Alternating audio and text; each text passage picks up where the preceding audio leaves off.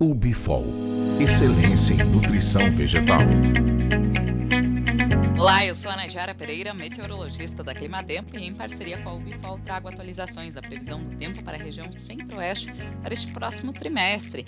E o grande destaque do momento é que estamos sob influência de um fenômeno El Niño, que é caracterizado pelo aquecimento das águas superficiais do Oceano Pacífico Equatorial. Esse aquecimento durante o mês de junho atingiu limiares que já caracterizam o fenômeno, então já estamos com o El Niño em vigência. Os índices que são medidos já superaram meio grau positivo, que é o mínimo necessário de forma persistente para a atuação desse fenômeno. Então já observamos aqui índices, inclusive, próximos de moderada intensidade, quando atinge 1 grau nesta área central aqui, que é chamada de Ninho 3.4. Tudo indica que o fenômeno deve persistir até pelo menos o próximo verão. Essa é uma previsão probabilística dos institutos norte-americanos, atualizada no mês de junho, onde a gente observa que a probabilidade de El Niño nessas barras em vermelho, a probabilidade fica acima de 90% até o trimestre de janeiro, fevereiro e março de 2024. Então, o fenômeno El Niño deve influenciar o clima aqui no Brasil durante pelo menos a próxima primavera e o próximo verão.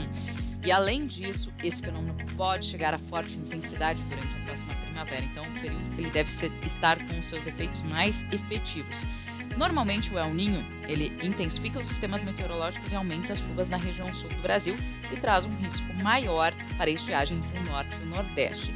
Na área central do Brasil, seus efeitos não são tão marcados, mas as áreas mais ao sul de Mato Grosso do Sul podem ter um pouco mais de umidade proveniente da região sul, enquanto as áreas mais ao norte de Mato Grosso, Goiás, têm um risco maior de irregularidade das chuvas, especialmente chuvas mais na forma de pancadas isoladas e também de forma mais espaçadas. Vamos acompanhar agora como ficará o inverno sob influência do El Niño. Então, na distribuição de chuva, a gente observa que grande parte aqui do interior do Brasil, nesta área aqui em branco, não deve ter anomalias significativas, porque normalmente é um período de tempo seco. Então, para o centro-oeste, tempo seco como é normal da época do ano. Agora, nos extremos, norte e também partes do nordeste, onde costuma chover, a expectativa é de anomalias negativas de precipitação. E nas áreas mais ao sul, especialmente região sul, partes do sudeste até o extremo sul de Mato Grosso do Sul, pode ter chuvas acima da média, então um inverno mais úmido do que o normal. E as temperaturas devem refletir a esse aquecimento do Oceano Pacífico Equatorial. O fenômeno El Niño, ele deixa também a atmosfera mais aquecida, então se esperam temperaturas acima da média em grande parte do interior do Brasil, inclusive no centro-oeste. Isso diminui o risco de ondas de frio mais intensas e duradouras, mas por outro lado também traz um risco maior para fortes ondas de calor no final da primavera. Vamos acompanhar agora mês a mês como deve ser a distribuição de chuva e temperatura sobre o centro-oeste. Aqui no primeiro mapa a gente tem a climatologia para o mês de julho, que é normal chover no mês de julho. Então, até chove um pouquinho mais aqui no sul de Mato Grosso do Sul, mas grande parte do centro-oeste com uma condição bem seca. E o nosso segundo mapa é o desvio da precipitação previsto para o mês de julho. Ou seja, grande parte do centro-oeste aqui sem grandes anomalias. Algumas áreas pontuais aqui da metade sul de Mato Grosso do Sul, noroeste de Mato Grosso, uma condição um pouco mais seca. Então, diferente de junho, que teve alguns episódios de chuva acontecendo sobre o centro-oeste, julho deve ser um pouco mais seco e isso deve beneficiar atividades no campo, né? As atividades de colheita do milho de segunda safra, corte e moagem da cana-de-açúcar, a qualidade das plumas e a colheita do algodão. Então, essa condição de tempo seco e temperaturas mais elevadas favorece as atividades de colheita.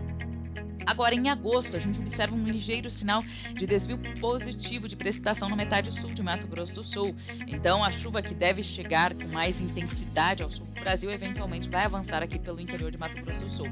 É uma chuva que ajuda a garantir umidade no solo, já pensando lá na frente para o início do plantio de grãos a partir de setembro.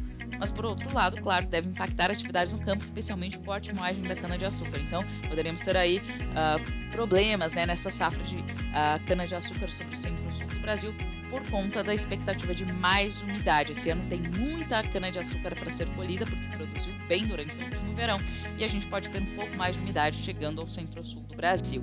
Nas demais áreas, uma condição mais dentro da normalidade, o noroeste de Mato Grosso com uma condição mais seca do que o normal. E o mês de setembro, que é o mês que preocupa bastante porque é um mês que normalmente a chuva retorna para garantir umidade para o início do plantio de grãos da safra verão. Com a chegada da primavera, a chuva começa a retornar para o interior do Brasil. A gente observa um sinal aqui de ligeiro desvio negativo de precipitação, principalmente sobre Mato Grosso. Isso não significa atraso no retorno das chuvas. As chuvas até devem retornar, especialmente a partir da segunda quinzena de setembro, mas muito irregular. Chuvas na forma de pancadas, aquelas pancadas isoladas e rápidas que não garantem um volume muito expressivo e também não garantem uma homogeneidade de umidade. Então, algumas áreas podem ser mais beneficiadas, não devem ter atraso no plantio, mas outras áreas podem ter problemas. Então, principalmente áreas mais ao norte de Mato Grosso podem ter desvios mais acentuados, desvios negativos de precipitação, que são áreas que estão mais ao norte do Brasil e acabam tendo impactos mais negativos do fenômeno El Niño, enquanto as áreas mais ao sul devem ter condições melhores de umidade. Vamos agora às temperaturas.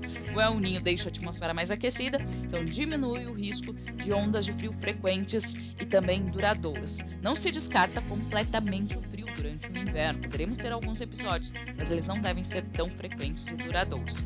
Aqui para o mês de julho, o frio mais intenso deve atingir o sul do Brasil e, eventualmente, esse frio chega até o extremo sul de Mato Grosso do Sul, com temperaturas que podem se aproximar de 3 graus. Então, não dá para descartar o risco de geada aqui, principalmente nas áreas de fronteira com o Paraguai.